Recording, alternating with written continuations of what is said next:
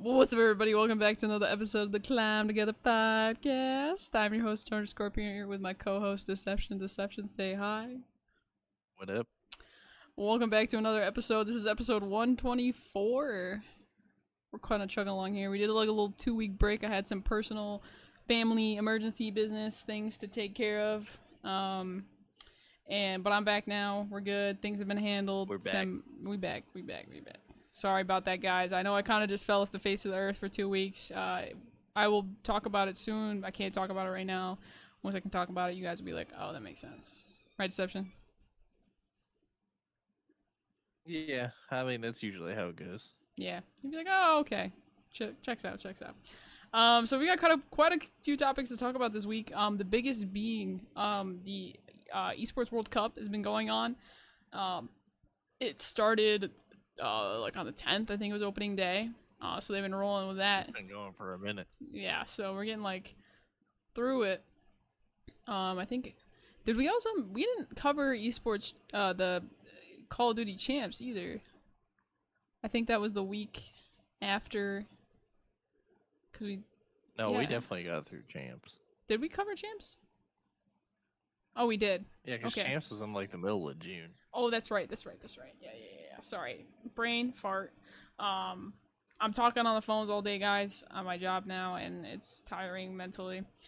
So I kind of forget things. Bear with me. But yeah, so EWC, I mean, I watched the opening ceremony. The opening ceremony is pretty sick, I'm not gonna lie. They keep upping their game year to year. I've been watching, like on Sundays at my cooking job, and I'm particularly impressed with what the EWC is doing. They've done an even better job this year than they did last year. Oh, for sure. 100%. Which is great. It's great that they're improving. Yeah, hold on, I'm trying to pull up some proof, I guess. Some proof. Esports World Cup, EWC. Let's see if this is. Let me make sure I got the right thing. We're on the right thing here. Because I never do. There we go. Okay. I'm excited for it now because it's finally time. Time for what? It's finally COD time. Oh, yeah? Oh, yeah, the boy. I just COD saw a starts thing. tomorrow. Let's go. Y'all better be ready.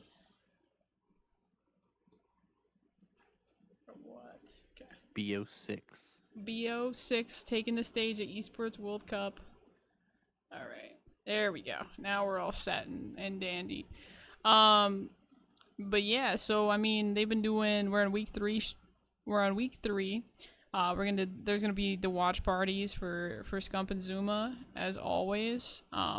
Where is the current standing? So we can kind of talk about that a little bit. We can go to week 3 schedule in a second. I do want to see the. Yeah, we gotta check the groups too. Yeah. For COD, because they do this cool thing that's totally didn't get abandoned before the CDO came in, called group play. Mm-hmm. It's great. Yeah. Love. So this is kind of like looking at the standings now and where everything is at going into week 3 for the EWC. Kind of looking here at this one, we have the top 10, like 5, 6, 7, 8, 9, 10. Top 10 where like most of them are tied for 5th. So we've got Team Vitality in first place with 2,200 points. They've won 1 title. And then Gen G. Am I saying that right? Gen G. Yeah. Esports with 1,800. Falcons, they won last year. They're in 3rd place right now. They don't have a single win yet in any. They don't have a single Falcons, win. They got it coming though. Like, they're gonna win. I don't the think COD. they're gonna win BO6. They're gonna win BO6. Trust. Dude, listen. They're gonna win BO6. Just listen to me on this one. I know it. They're not. Exnid does not have enough of a home crowd vote for them to win. No, that's okay. I was just joking. But they, I mean, they're in third place without a title win, which is pretty cool. Then there's AGAL, Team Spirit, EVOS Esports, Team Heretics, Detonation, Focus Me, BMW, M Team, Redline, Red Bull, Sim. Oh my Jesus, what a name! That is a BMW, mouthful. M-Team, Redline, Red Bull, Sim Racing. Wow. Oh my god. Wow, that's a mouthful. And then VK Gaming. Yeah, that team is up there because they won Rensport, which is cool. Yeah. So Rensport was one of the first events, which is awesome. So that's cool. They probably won't stay up there long as we go through more of the games, because I mean, unless they have more teams and other things, but it doesn't sound like they do. I highly doubt it. Yeah. So so the winners of the second championship weekends were Genji, Team Spirit, and I think that's Vitality, and then Evo Esports. So going into week 3 schedule, we have Call of Duty, PMWC, KWC, Honor of Kings, StarCraft, Chess, and then MSC. Dude, that's crazy that the first 2 days of COD are going to be just group play. We're going to be running a lot of matches on Saturday and Sunday. Oh yeah, for sure. That's gonna be great. Because it's group stages Thursday, Friday, starting at 1500. Is this EST? Or is this local? I don't know. I feel like it's probably local time. So, but I could be wrong. I have no idea. That's beyond my pay grade. I don't get. Does it say what the time? Does it say if the times are in a certain time zone? Week 3, see mark in your calendar. Yeah, I don't know. I don't know either. I feel like those times are probably local time, but I don't know. Hopefully, maybe, I don't know. We'll see. If you miss it, well, it's recorded, I guess. I don't know. So we have group stage for Call of Duty on Thursday, Friday, and then Saturday is quarterfinals. And then playoffs is Playoffs is Sunday, and then there's group stage for PMWC on Friday, Saturday, Sunday, and then playoffs. And it's gonna be good. I mean, they're gonna start the week off with StarCraft and end it with Call of Duty. That's probably like the prime game this week, honestly. The COD event is probably going to be the biggest event out of all of these. I would say so, yeah. I think the only one that would come close would be chess. But that's just because chess is huge right now. And because it's like more than just like regular gamers, like other people like chess like that, you know? So. Yeah. So that's just my thoughts based off of that. But I'm very excited to see the Call of Duty this weekend. I mean, we had Optic win the championships, and last year they did not win EWC. The person that won, the team that won champs, Optic, did not come and win EWC. I think it was FaZe won EWC. Yeah, FaZe won last year.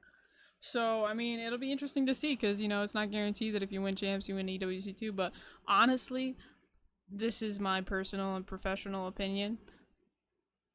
Optic was playing so lights out at champs that I don't think I feel like if no other teams really have tried to step up in practice or whatever, then Optic are probably going to win this event. Yeah.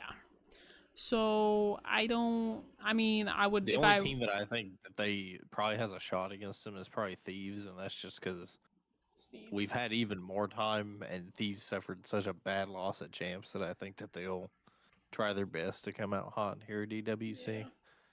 But like, I mean, at the end of the day, it's gonna come down.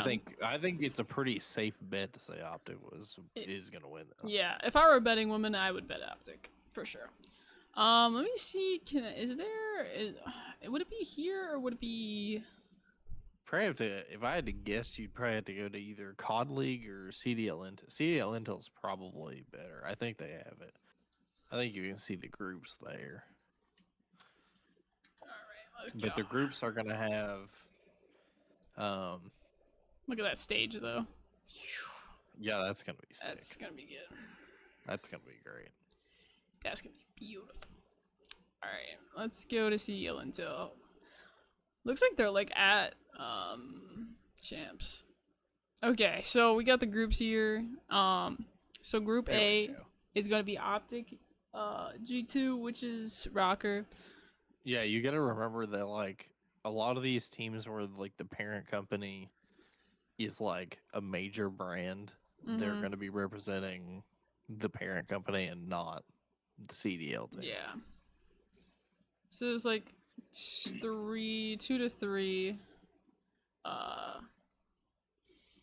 teams per because it was supposed to be 3, 3, 3, and 3, but someone got disqualified. Who was it? Surge? It was so the issue it wasn't Surge. that has Surge happened is when they had the groups ready for this, and then for some reason Royal Ravens did not re-up the contract on a couple of their players, and they didn't have anybody lined up for this event, so Ravens got disqualified from this event because they did not have a roster ready, so they will not be there. Once again, we only have 11 out of the 12 CDL teams here. Yep. So Group A is going to be Optic, G2, Cloud9, and 5 Fears. We do have 5 teams that got pulled up from Challengers to be in this. Yep. Omit was the winner of the Challengers championship tournament, so they deserve their spot. Both the Omit teams. Both of them got first and second. Shout out to Riley's boyfriend. Finals. Yeah. Shout out to Riley's boyfriend. And then Group B, we have Vancouver Surge, 100 Thieves, Gentlemates, and Team Orchid. Honestly, that's going to be a heavily dominated by Surge and Thieves. As far as Group because like Group A is going to be like Optic is going to like definitely like tilt the scales. They have a very easy group. Thieves and Thieves and Surge are gonna definitely be like the 2 teams in that pool that are really gonna actually duke it out with each other. Yeah.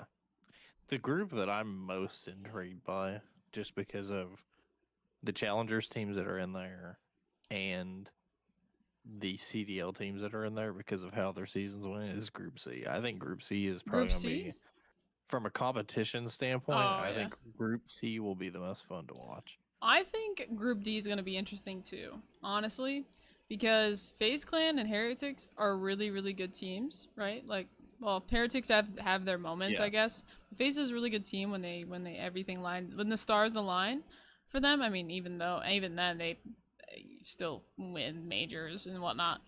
But to see them go against, the top, this is kind of like where I feel like EWC is where challengers players can prove themselves up against this is like pro one players. Shot of the year. Yeah. So like last year didn't go that well. But I think this year, honestly, this is their shot, especially with, Group D being 2-2. They'll be able. I think probably honestly, I still think the Heretics and FaZe make it out of Group D. But I think it'll be close. I do think that in Group C, that one or possibly both of the Challengers teams that make it out of Group C. I think there's a possibility.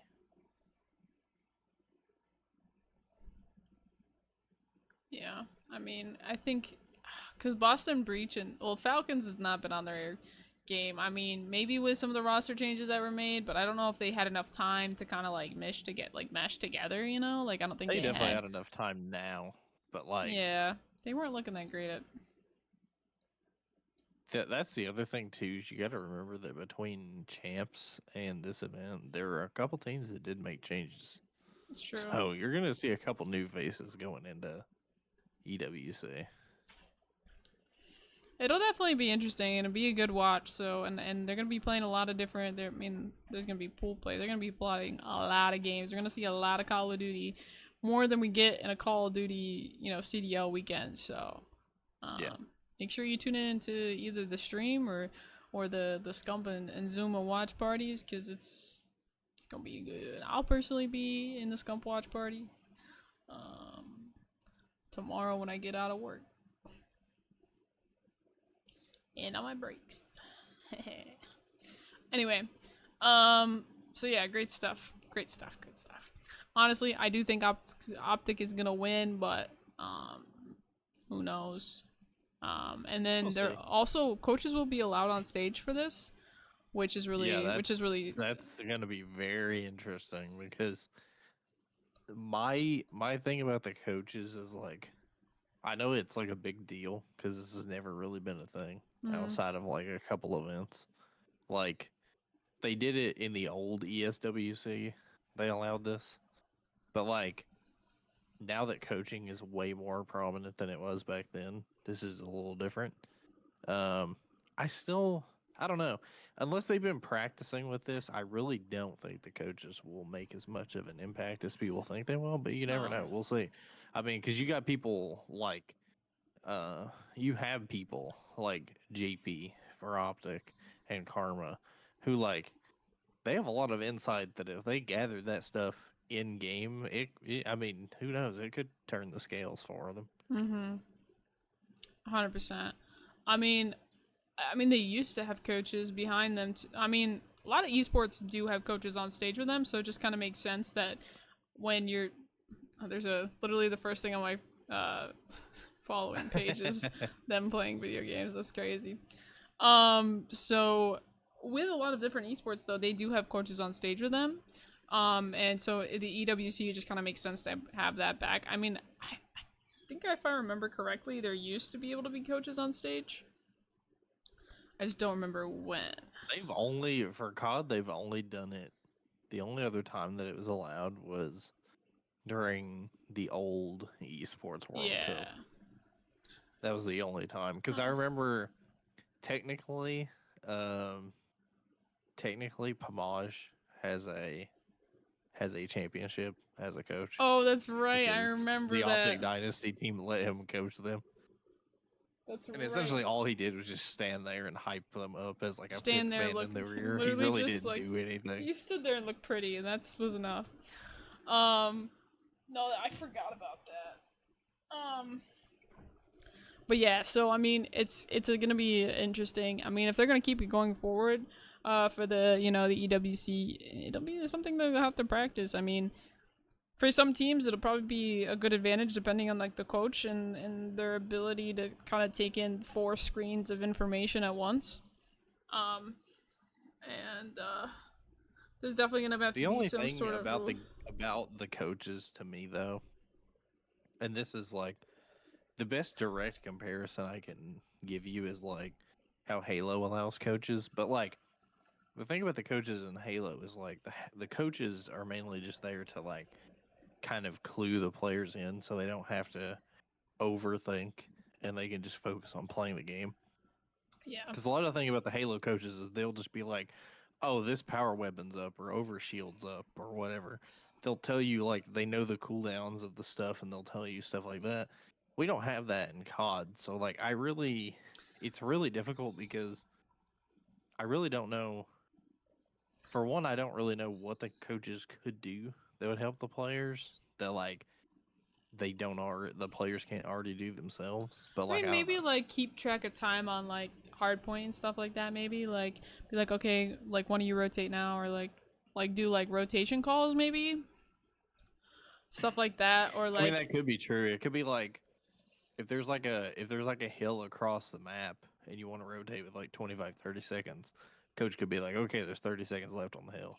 That would kind of like, they would kind of take role of like IDL in that kind of situation of just being like, okay, guys, it's time to, get up and get going, which would allow the thing that I would really be interested in terms of the coaching is like, for example, like JP and Karma go really crazy on stats, and like they gather stuff like mid game. Yeah, I have a feeling that JP's level of like nerdiness when it comes to like watching strats, keeping stats like of his team and other teams, I feel like that will help them a ton in S&D. Oh yeah, he's gonna be able to call their play when they're making it. Because there's so much downtime in between every round that like JP could have plenty of time to just like break something down real quick. Be like, all right, guys, this guy's gonna break this way. This guy's gonna hit this hill. They did it like 3 times. They're gonna do it again. If they don't do it again, they're gonna do this. I think S&D is where you're gonna see the coaching really shine. I don't I know if think it's so, really too. gonna do much in a respawn, but S&D is gonna be where it's I at. think Respawn, it'll kind of operate the way it does in Halo, where they're just there as like an extra set of eyes, just to make sure that people are rotating, or like being like, oh, like getting some like helping with communication, probably. I think that's what it's gonna be like in Respawn. They're just gonna be like an extra set of eyes and just that extra I know the voice. players. One thing that I know the players could do this in their head already. A lot of them are good at it, but just in case maybe they miss something, I think the coaches keeping track of how many ticks each team has in control would help. I think that would help a little bit. Oh yeah. I just don't know what they could do in hardpoint, because like the players have played hardpoint for so long that like there's very little they would probably ever miss. It's true. I mean, I don't know. I definitely agree with you though that S&D is going to be where the coaching actually like proves beneficial, or really does make an S&D impact. is going to be. I am very. I don't care who's playing in the first match of the day. I'm gonna watch the first match of the day specifically to see how the coaching goes down in S&D. Yeah. Because I think S&D is going to be where it's at. That's where you're going to see the coaches make or break the matches. I think you're right. But I mean, I don't know. I think it's. I mean, like you think about like well, I'll just use football for example because it's like the biggest like American sport. I'm talking about American football, not the regular football. Anyway, No soccer, bro. Soccer. You have coaches on the sideline, and a lot of the time, like, you're calling huddles in between plays, and I think I mean, like, especially in the NFL, and I know most college football teams have, like, the helmets have, like, headsets in them. Yeah, so you can talk, you can live talk directly talk to the players. Yeah, and so I feel like it's just kind of like, it's one of those things that kind of brings us as esports. I'm saying us in relation to as esports as a general, up to par with traditional sports. Because we already have the technology. I mean, like we didn't even need to wait for like any technological advances, because like we're already there. We can do these things, and we can have these communications in real time, and I think we should be using them, uh, when it's necessary. That's just my personal opinion there. I don't know. It's iffy. I mean, I don't really know necessarily if we need coaching in COD, like on stage. I don't know if that's something that not that I don't know if it's a good idea or not. I just don't know if it's something that we need. Like, I don't think it's a need, more of like having a scuff controller instead of a regular. It's also controller, just like the weird part is that it's weird that like we never allow coaches any other time, and then at EWC they're like, oh, you can use coaches if you want. I think that's like, I wonder if there's gonna be like a GA to like not bring the coaches on stage. Probably. I mean, it could just be like an EWC thing. I mean, like, CDL has their own rules. EWC just has the rights to play the game. And then they just use CDL rules because that's what the teams are used to playing, and what most of them like participate in making. So, I think it's just a matter of like, oh, we can add this thing, so let's add it. They do have a little bit more, like, they're the only other like league or like company, I guess, to put on a Call of Duty tournament at that professional level. So I think they want to make it like a little different in some sort of aspect, and that's kind of how they differentiate it from the actual league itself, and make it more than just like an extra champs or an extension of the league, and kind of give it a little flair, I guess, that you wouldn't find normally. That's true. That's just kind of like a business sort of perspective on it. I can behind the scenes kind of thing. I think that's where my mind goes in that aspect of it. I could be totally wrong. I mean, I'm not them. I don't know, but that's kind of like that's what I would do if I were in the situation.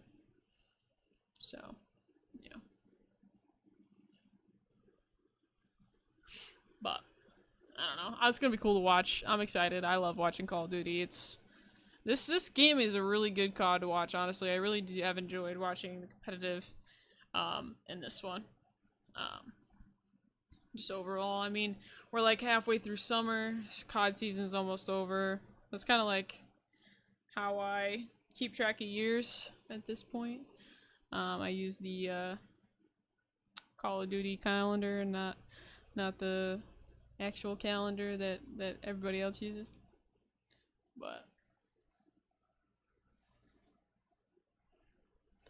yeah, this is the last event of the season, and then Roster Mania is about to go crazy. Oh yeah. We had a couple moves happen already, but like, it's about to. Oh yeah. I feel like it's about to go off the rails. Like with the rumors that like if FaZe don't do very well at this event, that they're finally the trio might actually end up breaking up.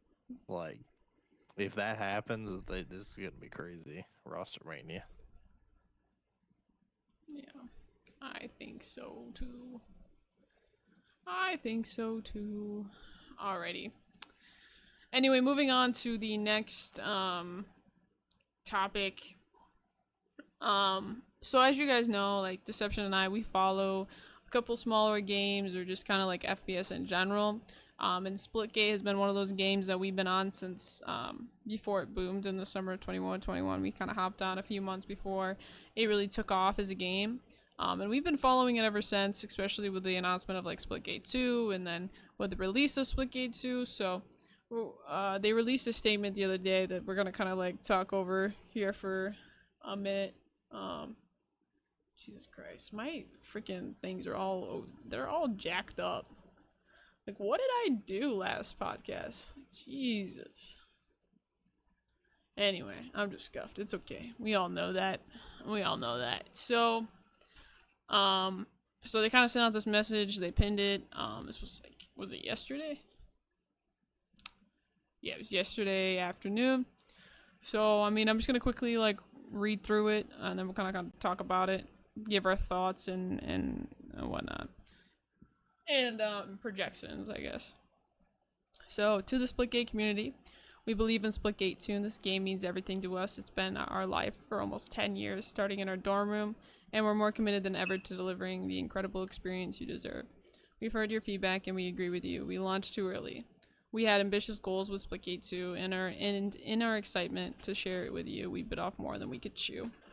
We rushed certain features, made some boneheaded mistakes, and most importantly, we didn't give you the polished, portal-filled mayhem you fell in love with. So we're going back to beta. We'll be heads down. What? Okay, that makes sense, actually. We'll be heads down until early next year, rebuilding major parts of the game to capture the spirit of what made Splitgate special. That means reworking progression from the ground up, adding more portals to our maps, simplifying monetization, refocusing on classic game modes you've been asking for, and more, which we will share soon. Now more than ever, we need your help. We're returning to not just our roots in what we build, but how we build it with you. This means more playtests, more surveys, more listening, and truly being community first. Our goal is to combine the DNA of the first game with the best improvements from the second. Rebuilding the core experience isn't a quick fix, it's a long-term commitment. To give ourselves the time to build Splitgate you deserve. We've made the incredibly difficult decision to reduce certain roles and shift our resources to focus on this rework. This is heartbreaking. These are our teammates and our friends, and they've helped build what we have today. They're receiving severance and job placement support, and we're committed to doing everything we can to help them through this transition. We hope to bring them back when we can. In an effort to retain as many team managers as possible, we're going to be shutting down OG Splitgates in a month. While we'd love to keep servers online indefinitely, it costs us hundreds of thousands of dollars over the past couple of years, and we have to prioritize our team. Like us, we know the game means a lot to so many of you, so we are exploring the possibility of supporting offline or peer-to-peer matches. And I don't want to read the rest of this, so they'll still be doing Splitgate 2 is still playable, and they'll be shipping Chapter 3. And they want people to keep playing, but they're just gonna really rework the game, which I honestly think was a good idea. So, Deception, what are your Honestly, thoughts? I also thought that they launched too early because when they launched, when they had the beta start, which I think it started like in like May, I think. Um, I really thought that this game was probably going to launch in like late fall, maybe like late Q3, early Q4. Like we're talking like somewhere between maybe like early September to like October at some point. I thought maybe they'd try to beat COD to release, but like I was thinking like late Q3, early Q4. And when they when they launched this game, when they decided to like full launch this thing like 2-3 weeks after the beta came out, I was like, okay, well, I mean, I hope this game is like a drastically different version than what we have right now in the beta because I felt like it would have been one or two things. Like I was like, it's either going to be basically just like the beta, maybe with a couple additions here and there, and like they're going to build on it, or it's going to be completely different. And the beta build was just something old that they'd worked on for a little bit, and the game's going to be totally different. And it was more, eh, it was more, it was closer to the first option.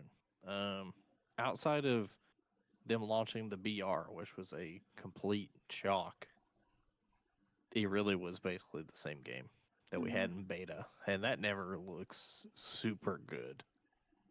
Yeah. Especially because they didn't really have a rank system. Like there is ranked, but like it's basically just pubs, but you have another number attached to your name that doesn't really mean anything. Because I've seen a lot of people talk about how the ranked matchmaking is basically random. Like it doesn't really matter where you are. Mm-hmm. So all that stuff and like the issues that have plagued the game and just like the fact that people just don't seem very satisfied, it makes sense that they're going back to beta. It's just, I hope that they go back to beta and whatever they come out with in however long it takes, a few months, a year, whatever, I hope it's drastically different than what we have now. Because I don't know if people will trust these devs anymore if they don't absolutely knock it out of the park with this relaunch. Like if it's not absolutely like mind blowing what they've done to this game when they relaunch it, I don't know if people will play it. I think it might be over for them.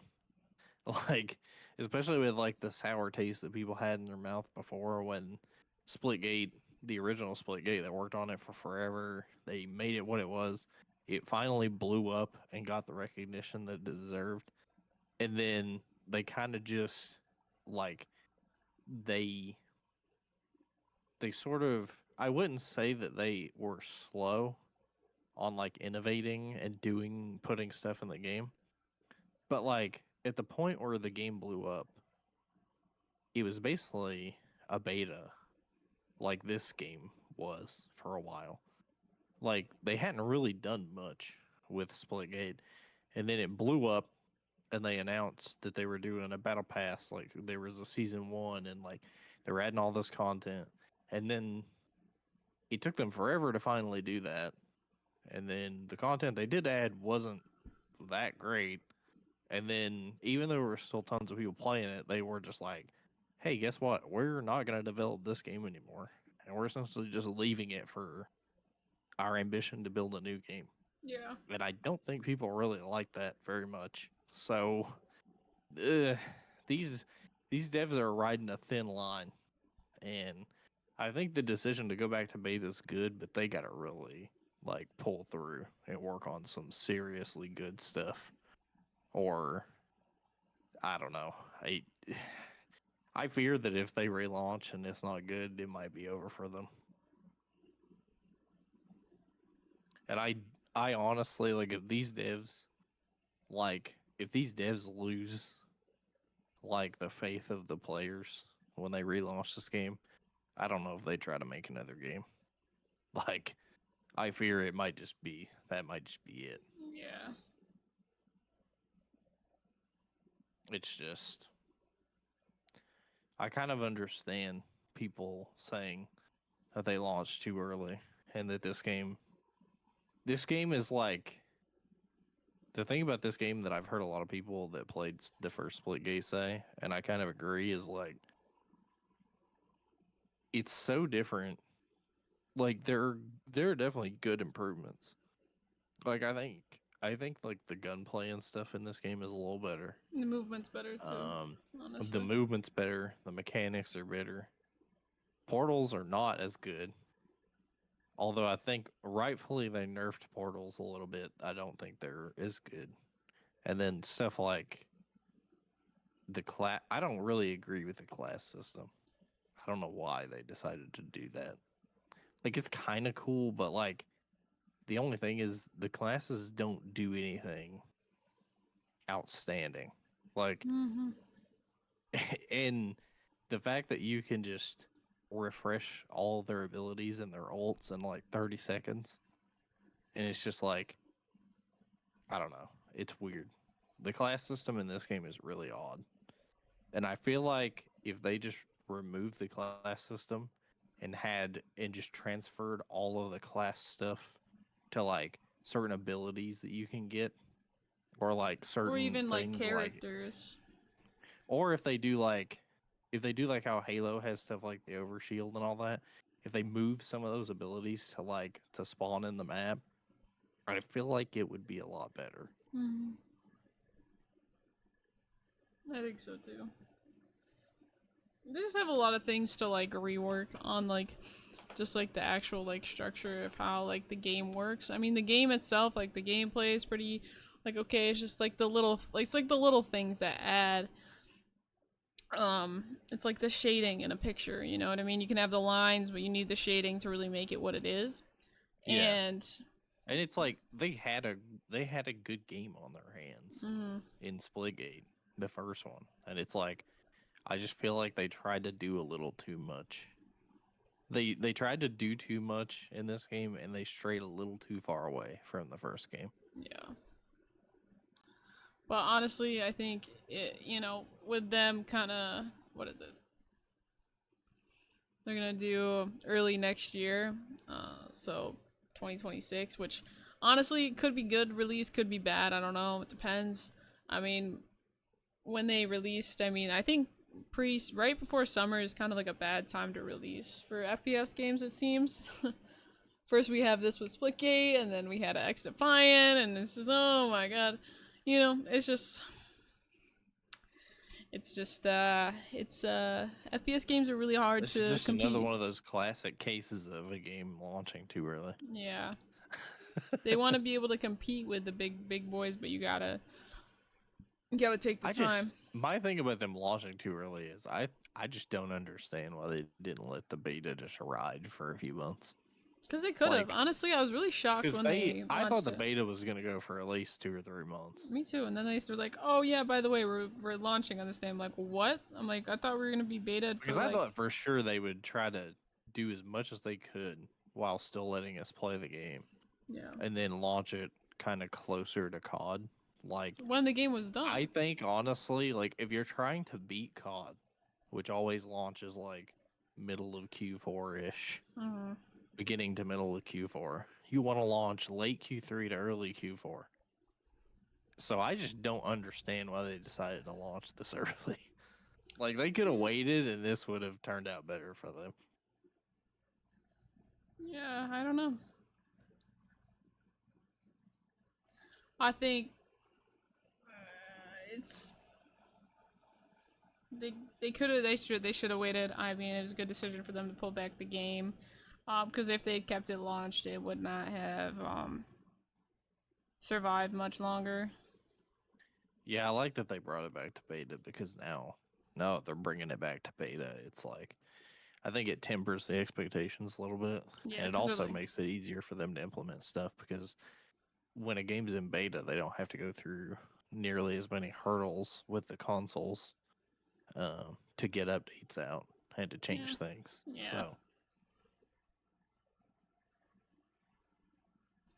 because Agreed. that's kind of I know that I don't I'm pretty sure that they have said that it's not in beta anymore, but for like the first couple years that Fortnite was out, everybody had like the hunch that it was in beta, and they just left it in a beta state because they were pushing updates out so fast.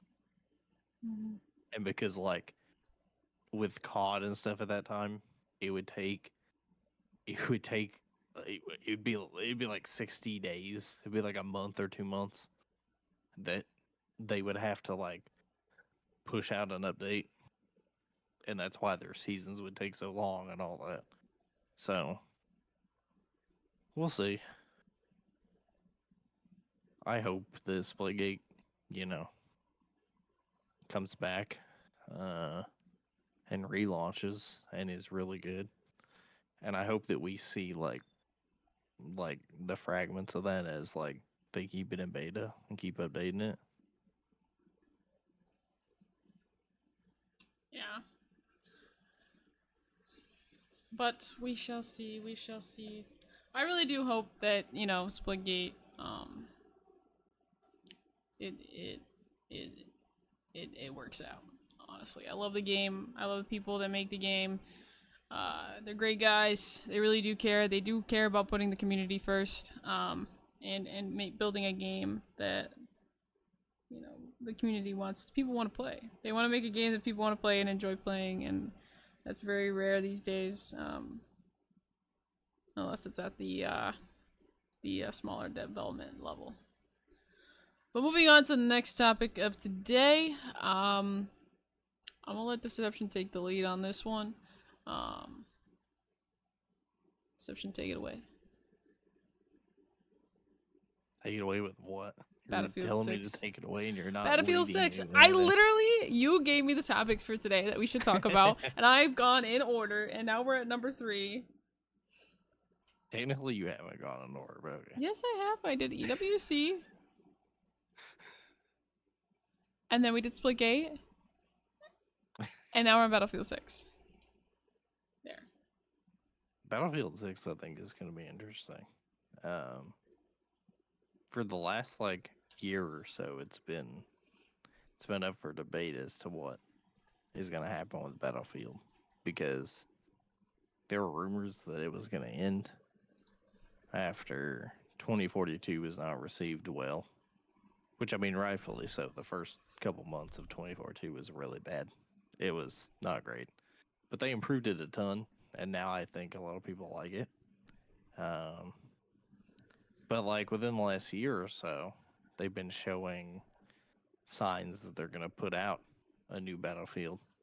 And then the last couple months, they've had a bunch of what they called Battlefield Labs tests, where people could basically play like a very stripped down version of the game. And a lot of people have really enjoyed it. Like the Battlefield Labs tests were received very well. And now we have it's official. Battlefield 6 is coming. There's already been a trailer that has come out, which y'all are seeing the teaser. There's gonna be a reveal, I think, in a couple days, and then there's gonna be like a bigger extended trailer come out in a couple days. And then from July 29th to the 31st, they're gonna bring creators out to play the game. They're gonna fly creators out, and then they're gonna have a huge reveal event on the 31st for the game, where they're gonna spill the beans on everything. Yeah, July 24th, the reveal trailer. And I think that this game, if it's good, and if it continues on this upward trajectory and people are really hyped for it, I am excited for this. I have never been a Battlefield guy, but I definitely would try this game. Will I play it a lot? I don't know. But I think for the sake of competition and FPS games, this needs to be good. And I really hope that this is good. Mm. Because if people have already been making memes about the image that you're seeing right now and how people are like, this is what Battlefield looks like versus what COD looks like, and it's Beavis and Butthead sliding around Skyline. Mm-hmm. And like people have been making memes about it already. So like people are already like hoping that this game is good enough to challenge COD. I mean, for one, that personally, I think it'd be fun to have COD and Battlefield like going at it again. It's been a while since they both put out similar quality games. To where it's really a competition, and I hope so because I feel like if Battlefield is good and it does things right and it grabs enough people, that COD will have to Make they'll have to changes. figure it out. They'll have to make the changes And that they'll people have want. to stop just doing whatever they want. And they'll have to look and be like, okay, we gotta actually focus on trying to make a good game. Mm-hmm. Agreed. Which I mean, to be fair, I think the core of Black Ops 6 is good. But there are a whole lot of issues with that game. A whole lot of issues. Um,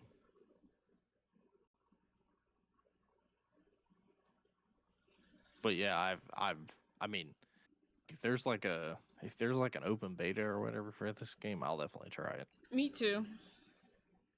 I'll give it a shot. Moi aussi.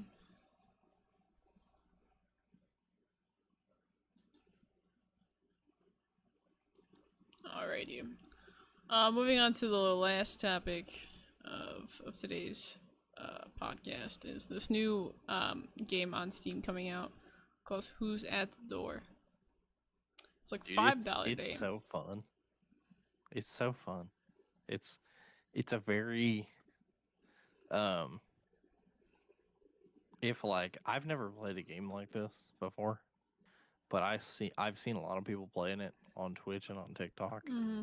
and I got put onto this game, and it's actually really cool. Like, so if you've never played a game like this, it's basically you have to. They call them hallucinations, but like the more wide, like accepted term is like this is like an anomaly finding game.